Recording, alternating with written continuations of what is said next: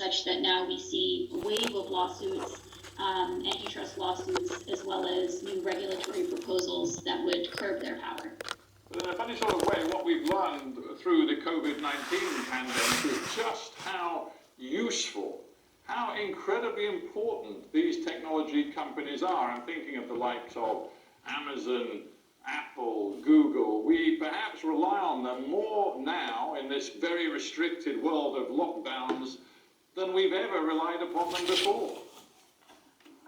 I think that's absolutely right. And I think what the pandemic has underscored for us is the degree to which these firms essentially provide infrastructure for the digital age. These firms control the core infrastructure for both commerce and communications, and they are providing very valuable services, but it also means that you have a small group of private executives that are ultimately setting the rules of who gets to use the infrastructure and on what terms. And that approach is historically at odds with how we've treated infrastructure, which has always been accountable to public rules and has had to meet a higher set of regulations. But in your daily life, as you are right now at home in Dallas, Texas, are you thinking to yourself as you use your laptop and your smartphone, are you thinking to yourself, oh my God, these services that I'm getting really don't work, they're utterly dysfunctional and they need to be changed? Because I dare say many people watching this around the world are not thinking that. That's a great question. I think two things. One is, I think even when services are good for consumers, they can be hurting a whole set of other interests, be it workers, be it new business formation, be it democracy at large. And second, it's really difficult to know what we're missing out on. One reason why the US in particular has focused so much on competition policy is because there's been a view that competition and forcing businesses to compete on the merits of their products and services is really one of the best ways to guarantee that consumers and users are getting the best products and services that are available.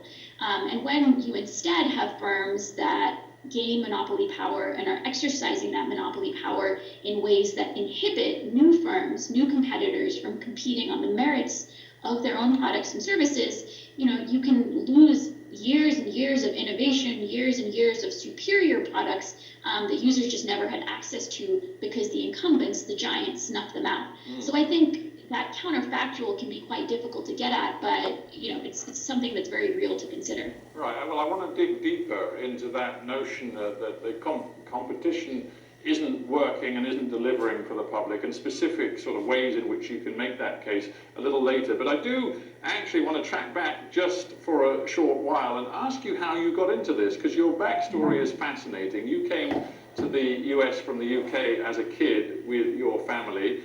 You went through university. I believe you thought for a while you wanted to be a journalist, and then you got very preoccupied with the law, but in particular with antitrust law and the way that the US capitalist system works and the way it's regulated by law.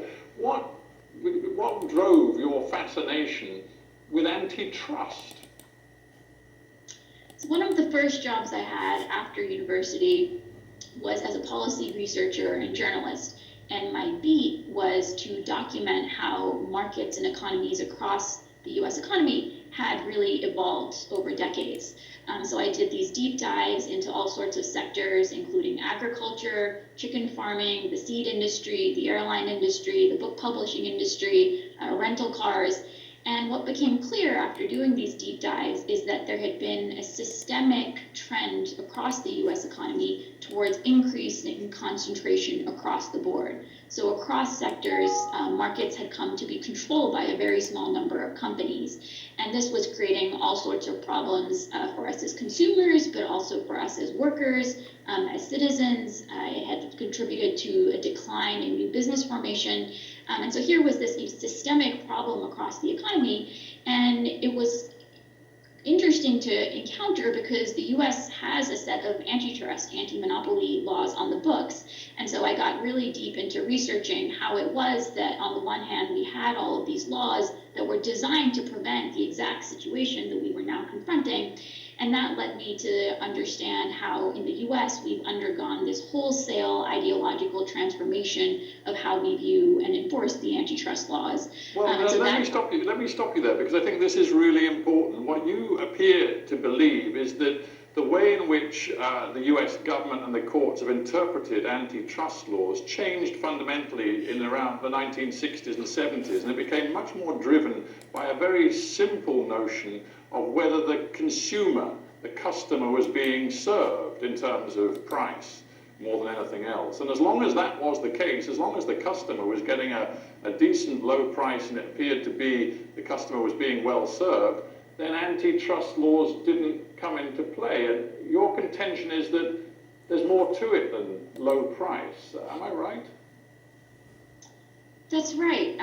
Foundationally, the US antitrust laws were passed in order to curb concentrations of economic power. There was a recognition that in the same way that concentrations of political power, say in a king, would undermine democracy, the concentration of economic power in the hands of industrial titans would also undermine democracy. And so there were these democratic roots to how antitrust laws were passed and how they were enforced.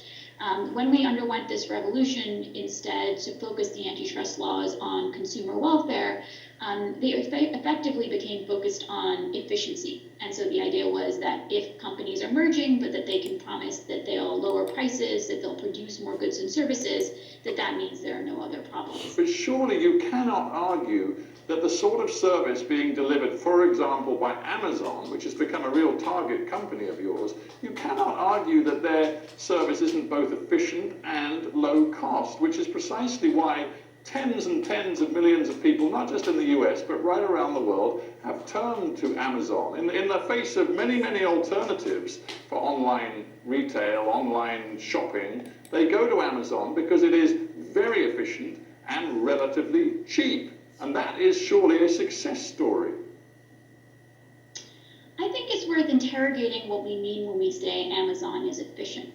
There's one thing that's operational efficiency, and then there's another thing when it's basically just increased bargaining power over retailers, over brands, and over third-party merchants.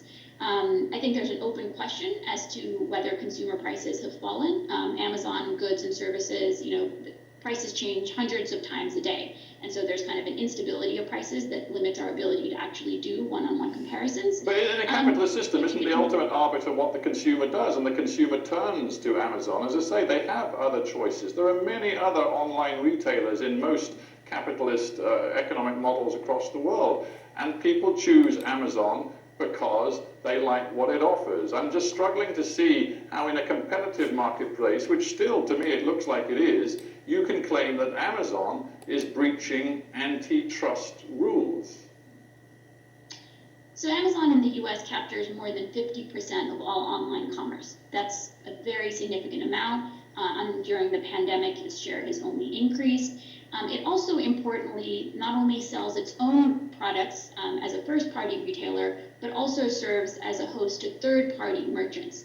And there's been terrific journalism showing how Amazon actually exploits those third-party merchants in order to, basically mine that marketplace for information that it then uses to actually, directly compete with those businesses and demote them in its rankings. And so I think there's a real question here about, whether these third parties are able to compete on a level playing field. The real essence of competition is the question of whether you can compete on the merits of your own product. So if you have a third-party merchant that introduces a new, say, vacuum cleaner, 50% of all online sales are made through Amazon, so it has to sell on Amazon. All of a sudden, Amazon sees that the sales of this vacuum cleaner are off the charts.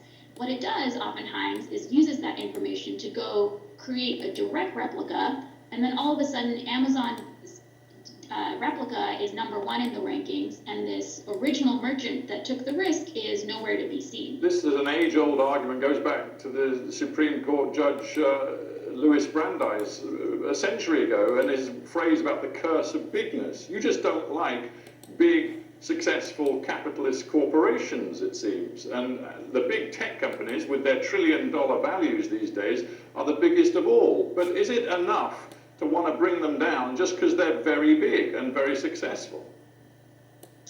So two things. I think there's actually ample evidence that these firms have actually not grown and, to the heights that they have simply through competing on the merits. Right? In the US as well as in the UK, we have a series of competition rules that clarify what is fair conduct, what is pro-competitive conduct, and what is unfair conduct or anti-competitive conduct.